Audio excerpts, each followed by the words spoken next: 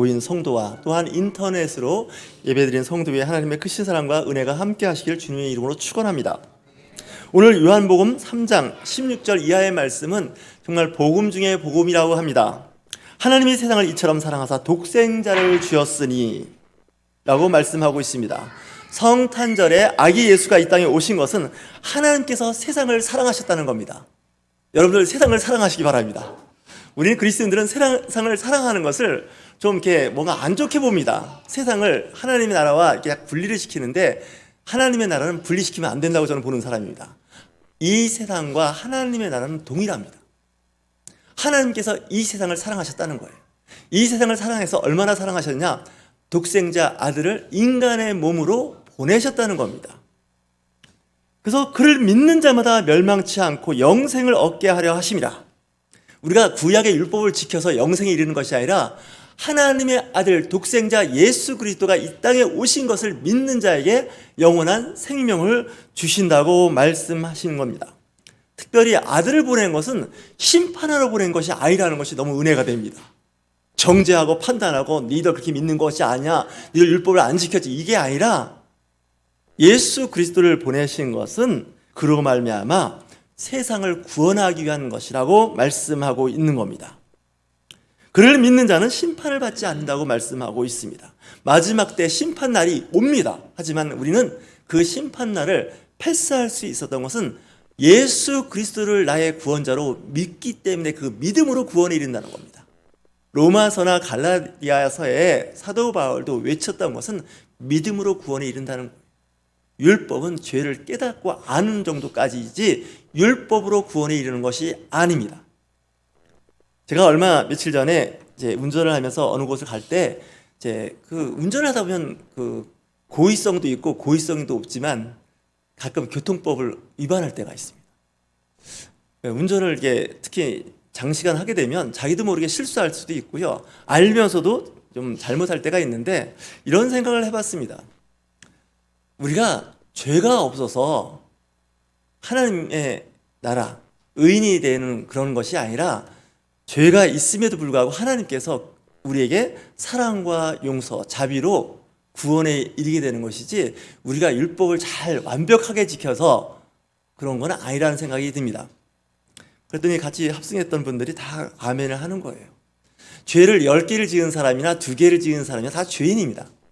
하지만 하나님이 보실 때는 다 그들을 용서하시고 품어주시기 때문에 우리가 구원에 이르고 천국문에 이르는 것이지, 사실 율법을 완벽하게 지키려고 해서 지켰는데 사실 완벽하게 지킬 수가 없어요. 누구나 사실 다 죄가 있고 또 알고 지은 죄 모르고 지은 죄가 다 있기 때문에 그 죄로부터 자유함이 있는 사람이 하나도 없습니다. 의인이 없다는 거죠. 의인은 없나니 하나도 없다고 성경에서 말씀하고 있습니다. 그럼에도 불구하고 우리가 의인이 될 수 있었던 것은 예수 그리스도를 믿음으로 구원에 이르겠다는 것이 정통교회의 교리입니다. 그 말씀은 지금도 그리고 앞으로도 영원히 우리와 함께 하신다는 말씀입니다. 그러면서 이 요한복음 3장에서는 그렇게 얘기를 합니다. 정죄는 이것이다. 죄가 뭐냐? 곧 빛으로 오신 예수를 인정하지 않는다는 겁니다. 왜 인정하지 않느냐? 그들의 행위가 악하기 때문에, 빛보다 어둠을 더 사랑하기 때문에. 그러니까 예수 그리스도를 왜 안 믿고 신앙생활을 못하느냐? 그 배경에는 그 빛 대신 예수님을 영접할 자신이 없다는 거죠. 우리가 사실 죄가 없어서 그분을 영접하는 것이 아닙니다. 죄가 있음에도 불구하고 그분께 모든 것을 다 의뢰하는 것이죠. 성경은 이렇게 얘기합니다. 예수님을 어린 양이라고 이야기합니다. 그 유대인들은 제사를 지낼 때 양으로 하나님께 드려집니다. 내가 죽을 죄를 졌을 때 양을 대신 죽입니다. 그래서 양의 머리에 내 죄를 다 덮어 씌워서 양을 죽임으로 인해서 하나님 앞에 제사를 지내므로 해서 내 죄가 깨끗이 됐다는 대속죄라는 것을 하게 됩니다. 근데 예수 그리스도가 오심으로 해서 그 대속죄는 이제는 더 이상 진행하지 않습니다. 왜냐하면 예수님께서 한 번에 드려진 그 십자가의 보혈의 사건으로 인해서 우리는 자유함을 얻기 때문에 그렇습니다. 우리 그리스도인들이 좀 자유함이 있었으면 좋겠어요. 평안함이 있었으면 좋겠어요. 안식이 있었으면 좋겠습니다. 기독교에 심취하면 심취할수록 사람의 표정이 어두워져요. 그리고 조신해서 자유함이 없는 것 같아요. 왜 그런가 했더니 말씀 자체에 자유함이 있어야 되는데 말씀으로 인해서 자기의 삶이 때로는 짓눌릴 수가 있어요. 말씀대로 못 살았으니까. 물론 이런 부분도 참 중요한 부분은 중요한 부분이지만 그럼에도 불구하고 우리가 항상 기뻐하고 감사하는 것은 구원에 이르는 그 길에 우리가 올라와 있기 때문에 그렇습니다. 구원의 열차에 이미 승차했기 때문에 그렇습니다. 오늘 특별히 말씀을 드리고 싶은 것은 예수 그리스도가 이 땅에 오셨을 때 마태와 누가는 다르게 기록을 하는데 마태는 동방박사 이야기를 기록을 합니다. 이방인입니다. 일설에 의하면 페르시아, 이란에서 왔다는 얘기도 있고 정확히는 알 수 없지만 분명한 것은 외국에서 온 박사들입니다. 이들은 별의 그 움직임을 따라서 왔던 사람이고 큰 별이 나타났다는 것은 이 세상을 구원할 메시아, 그리스도, 구세주가 이 땅에 태어났기 때문에 그를 만나기 위한 것이었고 그리고 그에게 경배하기 위한 것이었죠. 준비된 사람들이. 근데 누가복음 2장의 기록은요, 얘기가 달라집니다. 이때는 들에서 예수님이 태어난 그 베들레헴 가까운 들녘에서 목자들한테 나타납니다. 그 목자들이 밤을 새가면서 양을 지키고 있습니다. 밤샘을 하는 거죠. 항상 깨어있는 사람들입니다. 양을 돌보는 사람들입니다. 그때 하늘에서 천사들이 나타나면서 예수 그리스도의 그 탄생을 이제 보여주죠. 천사들이 나타나는 거예요. 빵빠레가 울리는 거예요. 그 놀라운 광경을 보고 들에서 양을 치던 사람들이 놀랍니다. 깜짝 놀랍니다. 천사가 나타나 그들 곁에 서서 주의 영광의 광채가 그들 주변을 비추었다. 그 광경을 보고 목자들이 몹시 무서워하자 천사들이 그들에게 말하였다. 무서워하지 말라. 내가 너희에게 모든 백성들이 크게 기뻐할 좋은 소식을 알린다. 현대인의 성경입니다. 오늘 밤 다윗의 동네에 너희를 위하여 구주가 나셨으니 그분이 곧 그리스도 주님이시다. 그 증거로 너희는 포대기에 쌓여 구유에 누워있는 갓난 아기를 볼 것이다. 그러나 갑자기 수많은 하늘의 군대가 나타나 그 천사와 함께 가장 높은 하늘에서는 하나님께 영광, 땅에서는 하나님의 은총을 받은 사람에게는 평화하며 하나님을 찬송하였다. 그러니까 동방박사는 준비하고 몇 달 전부터 여행을 시작했던 거에 비하면 이 들에서 양을 치는 사람은 갑자기 예고도 없이 천사들이 나타나는 거죠. 그러니까 예수님의 그 출생에 대해서는 여러 가지 그 신비한 일을 경험하게 되는데 동방박사는 예물을 갖고 왔습니다. 근데 이 들에서 양을 치는 사람들은 다 빈소로 왔습니다. 왜냐고요? 준비 하나도 안 됐는데 오라고 했는 건 또 가보면 거기에 갓난아이가 있을 텐데 구유에 누워 있을 거야. 그게 바로 증표야. 그래서 이 이야기를 듣는 이 목자들이 막 달려가서 그 말구에 보니까 정말 거기에 마리아와 요셉이 있는 거죠. 그래서 이제 사람들이 놀라는 거죠. 야, 그래서 사실 이 기독교는요, 놀라는 간증이 있어야 돼요. 가보라 그랬더니 진짜 구유에 아기가 있는 거예요. 마리아와 요셉이 있는 거예요. 그래서 이 목자들이 이것을 본 것을 보고 하나님께 영광을 돌리고 찬송하며 돌아갔다라고 누가는 기록하고 있습니다. 그러니까 마태가 기록한 것과 누가가 기록한 것이 차이가 납니다. 마태는 동방박사, 그리고 누가는 들에서 양을 치는 사람들이 나타나서 하나님께 영광이고 그를 기다리는 모든 사람들에게는 하나님의 은총, 하나님의 은혜가 함께한다는 것이죠. 예수 그리스도가 이 땅에 오신 건 하나님께서 영광을 받으시는 거예요. 오셨다는 것 자체가. 그리고 이 땅에 있는 사람들에게는 희망의 메시지를 갖고 있는 겁니다. 구약의 하나님은 말씀을 갖고 계명을 가지고 사람들을 어떻게든지 구원에 이르게 하려고 몸부림을 치신 거예요. 근데 보니까 안 되는 거예요. 이미 구약은 죄송한 얘기인데 실패한 거예요. 구약의 메시지. 안 돼요. 그럼 이걸 어떻게 완성하느냐? 이걸 어떻게 회복하느냐? 인간의 몸으로 오신 신이에요. 인간의 몸으로 오는 신. 인간의 몸으로 오는 신은요, 할 수 없어요. 이 지구상에 오는 한 인간의 몸으로 오는 인상 신고식을 해야 돼요. 여러분들 어느 조직에 가면 신고식이라는 게 있죠. 그 조직에 멤버십이 되기 위한 그 신고식. 아기 예수로 오셔요. 그래서 예수님의 그 공생애가 이제 열리기 시작하는 부분들입니다. 자, 누가복음 2장 23절에 보면 이렇게 이야기합니다. 자, 예수님도 유대인이기 때문에 나은 지 8일 만에 할례를 행합니다. 그날이 주일이도 상관없습니다. 할례 때는 8일째는 무조건 할례를 합니다. 그리고 태어난 지 40일이 되면 예루살렘 성전에서 정결 의식이라는 걸 합니다. 유대인들은. 예수님도 예외 없이 40일이 됩니다. 갓난아기죠. 그러니까 이제 신생아를 겨우 이제 막 벗어나죠. 40일 될 때 예루살렘에 가서 이제 정결 의식을 해야 되는데 사람마다 다 다릅니다. 잘 사는 사람은 소를 드립니다. 소값이 비싸죠. 그리고 조금 중간에서 약간 살만하신 분들은 양이나 염소를 드립니다. 정결 의식 할 때. 양이나 염소도 좀 값이 나가죠. 근데 예수님의 부모, 육체의 부모 요셉과 마리아는 잘 사는 사람은 아닌 것 같습니다. 영세민인 것 같습니다. 비둘기입니다. 그러니까 산 비둘기 2마리나 집 비둘기 새끼 2마리를 정결 의식 때 드리는 겁니다. 비둘기 값이 비싸지 않습니다. 그러니까 성경에 나오는 대로 하면 그 4단계가 있습니다. 소, 그다음에 양이나 염소, 그다음에 비둘기. 그것도 안 되는 사람은 요즘 말하면 쌀 한 대, 밀 한 대, 뭐 이 정도입니다. 이걸로 이제 정결식, 소위 말하는 신고식을 하는 겁니다. 하나님 앞에 이렇게 하나님께서 첫 아들을 주셨는데 감사의 그 정결 의식을 하는 것이 그랬습니다. 그러니까 예수님께서 이 땅에 오신 것은 좀 안 좋은 상태로 오신 거죠. 출생부터가 길에서 낳은 거예요. 옛날에 그 여자들 이름에 뭐 길순이 뭐 이런 이름이 있었습니다. 우리 권사님 그 강아지 이름도 길동이잖아요. 예. 길에서 이제 그러니까 이 출산을 앞두고 있으면 뭐 이렇게 먼 여행을 하거나 그러면 안 되는데 이게 지금 상황이 먼 여행을 했고 이미 그 뭐 출생 신고 호적을 하러 이제 만삭이 된 부인을 데리고 갔다가 뭐 갔더니 뭐 예약도 안 된 시스템 아닙니까 그 당시. 그러다 보니까 뭐 있을 만한 호텔 뭐 모텔 없는 거죠. 그러다 보니까 허드레하는 그냥 헛간에서 아이를 낳을 수밖에 없는 거죠. 그러니까 예수님의 그 신고식은 좀 제가 보기에는 진짜 인간의 몸으로 오신 신은 방법이 없습니다. 인간의 방법대로 신고식을 하는 겁니다. 그리고 또 남자아이니까 8일 만에 할례를 했고요. 40일째는 정결 의식을 하는 거예요. 근데 엄마 아빠가 좀 돈이 있으면 뭐 소 이렇게 해야 되는데 이게 안 되는 거예요. 그러니까 비둘기에서 끝나는 거죠. 그랬는데 예루살렘의 성전에 들어갔을 때 첫 번째 시므온이라는 사람을 만나게 됩니다. 이 시므온이라는 사람이 누가복음 2장 25절에 나오는데 성령의 인도로 성전에 들어가자 마침 부모가 정결 의식을 행하려고 아기 예수를 데리고 들어왔다.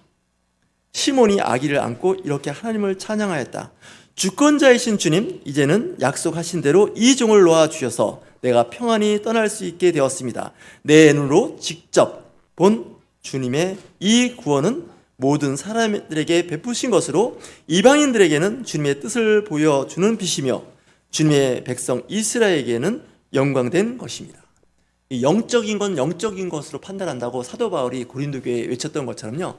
이 시므온 사람이 이 요셉과 마리아가 아이를 데리고 오는 겁니다. 출생한 지 40일째 된 애를 데리고 왔는데 딱 보니까 이 아이가 보통 아이가 아닌 겁니다. 여러분들 이걸 보실 수 있는 눈이 있으셔야 됩니다. 영분별이 있으셔야 되는 거죠. 야, 놀라운 일을 발견한 거죠. 그래서 그 부모는 여기에 대한 말을 듣고 신기하게 여겼다는 거예요. 요셉과 마리아는 와, 그냥 평범한 아이인 줄 알았는데 물론 이제 태어날 때부터 이제 메시지가 있었지만 그럼에도 불구하고 또 이런 얘기를 듣는구나 하고 이것을 신기하게 여겼다는 거죠. 시므온은 그들에게 축복하고 아기 어머니 마리아에게 이런 말을 한 겁니다.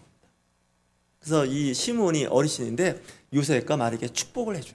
그러면서 그 마리아 어머니에게 이야기하는 거죠. 예수 어머니입니다. 이 아기는 하나님이 세우신 자입니다. 많은 이스라엘 사람들은 이 아기를 믿지 않아 망하기도 하고 믿어서 구원을 받기도 할 것입니다. 벌써 이 시몬이 얘기하는 거예요. 많은 사람들이 이 아이를 믿지 않아서 망할 겁니다. 그리고 또 일부 사람들은 예수를 인정하고 믿음으로 그는 이제 구원을 받을 것입니다. 라고 이야기를 하는 거죠. 그리고 이 아기는 사람들의 비난의 대상이 될 것입니다. 예언이에요. 그러니까 좋은 예언도 있지만 나쁜 예언도 있어요. 이 예수는 나중에 사람들의 비난을 받을 겁니다. 나중에 바리새인과 서기관, 사두개인들 이런 사람들에게 비난의 대상이 된다는 거죠. 그러면서 그때 당신은 마치 예리한 칼에 찔리듯 마음이 아플 것입니다. 라고 시몬이 마리아에게 얘기하는 거예요.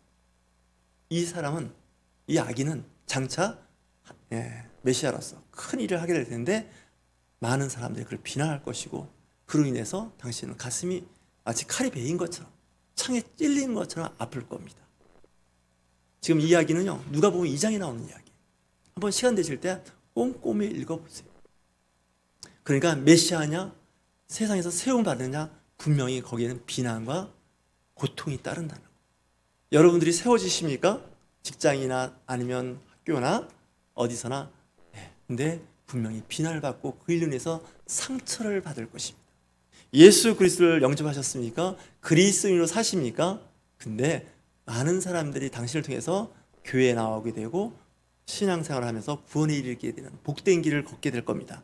하지만 또한 당신은 그 일로 인해서 많은 사람들로부터 공격을 받을 것이고 어려움을 겪게 될 것입니다. 라고 예언하는 것과 마찬가지입니다. 누가복음 2장 36절에 보면 또 한 여인이 나타나는데, 안나라고 하는 여인이 나타나는데 나이가 많은 예언자였습니다. 여자지만 그녀는 아셀 지파에 속한 바누엘의 딸이었는데, 이 사람은 결혼하여 7년 만에 혼자 됩니다. 남편이 세상을 떠나요. 근데 그녀는 그날부터 84살이 될 때까지 장수한 겁니다. 그 당시 84세가 될 때까지 하나님께 감사드리며 구세주를 기다리는 모든 사람에게 아기 예수에 대한 이야기를 해주게 됩니다. 자, 이 84세까지 사신 이 안나라는 이 여인은 성전을 떠나지 않고 밤낮 금식하면서 기도하며 하나님을 섬겼다라고 누가는 기록하고 있습니다. 그러면서 그 아기 예수를 보니까 벌써 아는 거예요. 앞에 시몬이라는 사람이 벌써 알았고요. 그 다음에 아셀 지파의 이 안나라는 여인이 벌써 아기 예수를 정결의식 때 보고 있는 것입니다. 그래서 이 아기 예수에 대한 예언을 하는 거죠. 참 신비한 이야기입니다. 그래서 성령은 성령의 사람을 알아봅니다. 지난주에 말씀드렸지만 사가랴와 엘리사벳이 있을 때 임신한 그 마리아를 보고서 이야기를 하죠. 그 엘리사벳이 임신했는데 그 6개월 된 애가 벌써 알아보는 거예요. 이 영적 세계는요, 영적인 거로 분별하셔야 됩니다. 우리 크리스찬들끼리도요, 딱 보면 알아요. 얘기해봐도 알고요, 보면 알아요. 신령한 사람인지 신령하지 않은 사람인지, 하나님의 사람인지 하나님의 사람인지 알 수가 있습니다. 무림의 고수들 있지 않습니까? 무협지 보면, 무협소설 보면, 무협영화를 보면 고수들은 압니다. 무림의 고수들은 딱 보면 알아요. 저 사람이 어떤 수의 수준이 있는지. 바둑을 두는 사람도 마찬가지예요. 이 바둑을 보면 이렇게 뭐 자기가 뭐 아마추어 내지는 프로 이렇게 몇 급 몇 단이라고 할 때 더 보면 벌써 압니다. 이 사람이 지금 자기가 지금 생각하고 있는 그 프로 내지는 아마추어 몇 급 몇 단이라고 하는데 안 맞는 것 같은데 너무 잘 두잖아. 이렇게 압니다. 이 정도 수준이면 어느 정도의 그 사람이 바둑에 실력인지를 압니다. 그쪽 전문가들은. 우리는 모릅니다. 그쪽 전문가가 아니니까. 운동도 마찬가지예요. 스포츠라고 하는 여러 종목이 있는 사람들도요, 벌써 세계적으로 벌써 다 통계나 자료가 나와 있습니다. 야구 선수 같으면요, 타자 같으면, 내지는 투수 같으면요, 그 방어율, 타율이 다 데이터가 나와 있는 겁니다. 일반인들이 알 수 있게 합니다. 근데 이 영적 세계도 마찬가지입니다. 이 영적 세계를 자세히 보면 그 사람이 얼마나 신령한 사람인지를 알게 되는 거죠. 아시는 것 같이 침례 요한, 세례 요한은 예수님을 보고서 딱 알아봅니다. 첫눈에 알아요. 내가 어떻게 당신한테 세례를 줄 수가 있습니까? 내가 세례를 받아야 되죠. 예수님은 말씀하시죠. 그런 생각하지 말고 세례를 달라요. 왜? 신이지만 인간의 몸으로 온 이상 선배, 선지자의 그 세례를 겸손하게 받아들여요. 심지어는 하나님이신 예수님께서 광야에서 40일 금식한 후에 마귀에게 시험을 당합니다. 어떻게 하나님의 아들이 마귀에게 시험을 당합니까? 안 됩니다. 근데 인간의 몸으로 온 이상 인간과 똑같은 일을 경험해야 되는 거죠. 그래서 오늘 이 성탄절에서 우리가 경험하는 거, 보는 것은요, 상당히 신비한 부분입니다. 많은 사람들이 들에서 목자들이 밤에 달려와서 예수님의 출생을 보기도 하고요. 동방 박사가 진짜 몇 달 전부터 여행을 떠나서 베들레헴에 이제 도착하기도 하고, 또 40일 만에 또 예루살렘 성전에 가서 정결의식 때 시몬이라는 그 할아버지, 평생을 메시아를 보고 싶어 했던 그 할아버지, 안나라고 하는 84세 된 할머니, 결혼 생활 7년 만에 남편을 잃고 혼자 된 성전에서 늘 생활했던 그분들이 벌써 아기 예수를 보고 이 아이는 보통 아이가 아니라는 거예요. 이런 것을 보고 있는 거죠. 우리 이 시대에 영적으로 많이 혼탁해 있어요. 이단과 사이비도 많고요. 많은 교회들도 있어요. 근데 여러분들 영적인 눈을 좀 뜨어서 보셔야 됩니다. 분별하실 수 있어요. 다 성경 말씀을 선포하고 말씀대로 산다고 아우성을 치고 몸부림을 치는데 영적인 사람들은 영적인 것으로 분별하기 때문에 그렇습니다. 여러분들 이 시대에는요 정말 늘 성탄절을 맞이하면서 그 예수님께서 이 땅에 오신 그 뜻이 무엇인지 헤아릴 수 있는 지혜를 달라고 기도하시기 바랍니다. 그의 삶, 그의 사역, 사복음서를 통해서 예수님께서 어떻게 사역하시는지, 하나님의 아들이 이 땅에 오셔서 어떻게 공생애를 보내셨는지 보시면 답이 나와 있습니다. 모든 성경의 66권에서 그 중심에 있는 것은요 사복음서입니다. 마태, 마가, 누가, 요한복음이 그 중심에 있습니다. 그 말씀을 갖고 사도 바울은 서신을 썼고요 선교지를 나가서 선교 사역을 감당했던 겁니다. 구약에 있는 그 39권의 그 모든 메시지는요 예수님의 그 공생애로 추각되고 예수님의 그 일을 해냈던 겁니다. 그래서 성경은 예수님을 증거하는 거예요. 그리고 그 오신 예수님, 그 오신 예수님이 다시 이제 오실 예수님이 됩니다. 재림하실 예수님 그날을 우리는 시므온처럼 안나처럼 기다리고 있는 겁니다. 내가 살아서 그날을 볼 수 있으면 좋겠지만 그렇지 못할 수도 있습니다. 그것은 하나님의 그 계획 안에 있는 것입니다. 여러분들 이 성탄절 기쁘게 맞이하시기 바랍니다. 그분 때문에 우리의 신앙생활이 쉬워졌다는 거예요. 믿음 생활이 너무 쉬워졌다는 거예요. 그 구약의 율법을 싹 밀어버린 겁니다. 그러면서 뭐라고 말씀하시냐고요? 구약의 모든 율법과 선지자는 침례 요한에서 끝난다는 거예요. 더 이상 얘기하지 말라는 거예요. 쉽게 얘기하면요. 근데 우리는 자꾸 그걸 캐가지고 자꾸 저도 캐서 자꾸 말씀 선포하는데 율법이 원하는 정신이 있어요. 스피릿. 그걸 챙기는 거지 그 구절구절에 집중하면 본질이 약해질 수가 있습니다. 예수 그리스도를 보내주신 것은 하나님의 가장 큰 선물이라는 거죠. 이걸 대체할 게 없다는 거예요. 예수님 뭐라고 말씀하세요? 이전에 온 거 다 가짜라는 거예요.